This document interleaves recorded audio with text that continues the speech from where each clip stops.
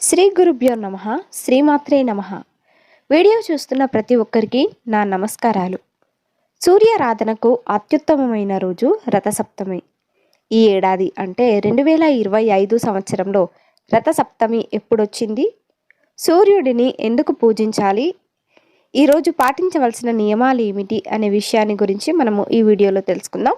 Video చూస్తున్న ప్రతి ఒక్కరు కూడా జై శ్రీరామ్ అని కామెంట్ చేసి మీ సపోర్ట్ని తప్పకుండా తెలపండి. దేవుడు లేడు అనేవారున్నారు, కానీ వెలుగు వేడి లేవని, వాటికి కారణమైన సూర్యుడు లేడని ఎవరూ చెప్పలేరు. అందుకే సూర్యుడిని ప్రత్యక్ష నారాయణుడు అని అంటారు. భూమి మీద ఉండే జీవుల చావు పుట్టుకకు, పోషణకు, కాల నియమానికి, ఆరోగ్యం వికాసానికి మూలం ఆదిత్యుడు. సూర్యుడు లేకపోతే జగత్తు లేదు. ప్రత్యక్ష నారాయణుడు అయిన సూర్యుడిని భక్తితో కృతజ్ఞతాపూర్వకంగా పూజించేవారు ఎందరో. ఈ ఏడాది అంటే 2025 సంవత్సరంలో రథసప్తమి ఫిబ్రవరి 4వ తేదీన వచ్చింది. అయితే సూర్యోదయానికి సప్తమి తిథి లేకపోవడంతో రథసప్తమి ఎప్పుడు అనే గందరగోళం నెలకొంది.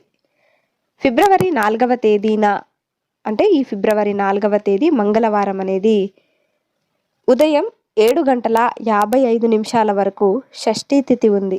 ఆ తర్వాత సప్తమి తిథి మొదలైంది. ఫిబ్రవరి 4వ తేదీ రాత్రి తెల్లవారితే ఫిబ్రవరి 5వ తేదీ బుధవారం తెల్లవారుజామున 5:29 వరకు ఉంది. అయితే ఈరోజు సూర్యోదయం సమయం వచ్చేసి 6:36. అంటే సూర్యోదయం అయ్యే కన్నా ముందే సప్తమి తిథి వెళ్ళిపోయి అష్టమి తిథి మొదలవుతోంది. అందుకే ఫిబ్రవరి 4వ తేదీ మంగళవారమే రథసప్తమి జరుపుకోవాలి. ఇక రథసప్తమి నాడు స్నాన ముహూర్తం చూసినట్లయితే ఫిబ్రవరి 4వ తేదీ మంగళవారం ఉదయం 4:38 నుండి 6:38 వరకు. ఇక వ్యవధి 1:40. సూర్యుడు ఉదయం నుంచి సాయంత్రం వరకు తన విధి నిర్వహణలో సూర్యుడు ఎప్పుడూ కూడా వేళను అతిక్రమించడు. సృష్టిలో ఉండే సంపదకు, ఆహారానికి సూర్యుడే మూలం. సంపదంతా సూర్యుడు ప్రసాదించినదే. మునులకు ఆహారం అందించేందుకు ధర్మరాజు ఇబ్బంది పడుతుంటే అక్షయ పాత్ర అందించింది సూర్యుడే. సత్రాజిత్తు అనే రాజుకి శమంతక మణిని ప్రసాదించింది సూర్యుడే. ఆ మణి నిత్యం బంగారాన్ని ప్రసాదిస్తుంది. వేద విద్యలకు, వికాసానికి, విద్యా వివేకాలకు, బుద్ధి వికాసానికి వెలుగే మూలం. ఆ వెలుగును ప్రసాదించేది సూర్యుడే. ఆంజనేయుడు వేద విద్యలు అభ్యసించింది సూర్యుడి దగ్గరే. సూర్య భగవానుడిని పూజిస్తే సకల సమస్యలు తొలగిపోతాయి. అష్టైశ్వర్యాలు, సంపూర్ణ ఆరోగ్యం సిద్ధిస్తుంది. 7 గుర్రాలు సూర్యుడికి 7 గుర్రాలు ఎందుకంటే సూర్యుడు 7 గుర్రాలు 7 వారాలకు సంకేతాలు. 7 గుర్రాలను వేద ఛందస్సులు అని అంటారు. మేషం నుంచి మీనం వరకు ఉన్న 12 రాశుల్లో ప్రయాణిస్తాడు సూర్యుడు. ఈ 12 రాశులను పూర్తి చేయడానికి సూర్యరథానికి ఏడాది సమయం పడుతుంది. సూర్య జయంతి అంటే సూర్యుడి పుట్టినరోజు కాదు. రథాన్నెక్కి సూర్యుడు సాగించే ప్రయాణం ఈ రోజు నుంచే మొదలవుతుంది అని అర్థం. ఇక రథసప్తమి రోజు వేకువజామున నిద్రలేచి ఇల్లంతా శుభ్రపరచుకొని వాకిట్లో రథం ముగ్గు వేసుకోవాలి. రథసప్తమి రోజు తెల్లవారుజామునే నిద్రలేచి పవిత్ర స్నానం ఆచరించి సూర్యుడికి నీటిని సమర్పించాలి. దీన్నే అర్ఘ్యం అని అంటారు. పూజ చేసేందుకు పసుపు రంగు దుస్తులు ధరించడం మంచిది. ఉదయించే సూర్యుడికి అర్ఘ్యం సమర్పించే నీళ్లలో నువ్వులు, జిల్లేడు ఆకులు ఉండేలా చూసుకోవాలి.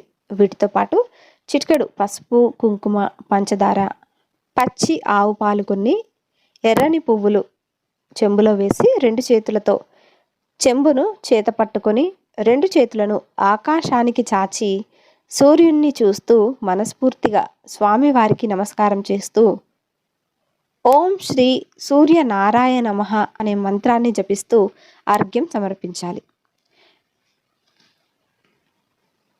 బ్రహ్మ ముహూర్తంలో నిద్రలేచి స్నానం ఆచరించి సూర్యుడికి నీటిని సమర్పించడం వల్ల సూర్య భగవానుడి ఆశీస్సులు మీకు లభిస్తాయి. ఇక స్నానం ఆచరించే సమయంలో తల మీద 7 జిల్లేడు ఆకులు ధరించి స్నానం చేస్తే గనక 7 జన్మలలో చేసిన పాపాలు నశిస్తాయని నమ్ముతారు. జిల్లేడు ఆకులకి అర్కపత్రాలని పేరు. సూర్యుడిని కూడా అర్క అనే పేరు ఉంది. అందుకే సూర్యుడికి జిల్లేడు ఆకులంటే మహాప్రీతి. ఇక రథసప్తమి రోజు ఆదిత్య హృదయ పారాయణం, సూర్యాష్టకం చదవడం వల్ల అంతా మంచే జరుగుతుంది. రథసప్తమి రోజు పొరపాటున కూడా ఉప్పు తినకూడదు. అలాగే ఉప్పు దానం చేయడం శుభప్రదంగా పరిగణిస్తారు. నదిలో నువ్వుల నూనెతో దీపం వెలిగించి వదిలితే మంచిది. ఇలా చేయడం వల్ల వైవాహిక జీవితం సంతోషంగా ఉంటుంది. ఇక బెల్లంతో చేసిన పరమాన్నం సూర్యుడికి నైవేద్యంగా సమర్పిస్తే మంచిది. పప్పు, బెల్లం, రాగి, గోధుమలు, ఎరుపు లేదా నారింజ రంగు వస్త్రాలు దానం చేయడం మంచిది. రథసప్తమి రోజు ఉదయం 8 గంటలలోపు వాకిట్లో పొయ్యిని పెట్టి కొత్త బెల్లం, కొత్త బియ్యం, చెరకు, ఆవు పాలతో పాయసం చేసి స్వామికి నివేదించి ఆ ప్రసాదాన్ని భక్తులు తింటే శరీరంలో రోగనిరోధక శక్తి పెరిగి వ్యాధులు తగ్గుతాయి.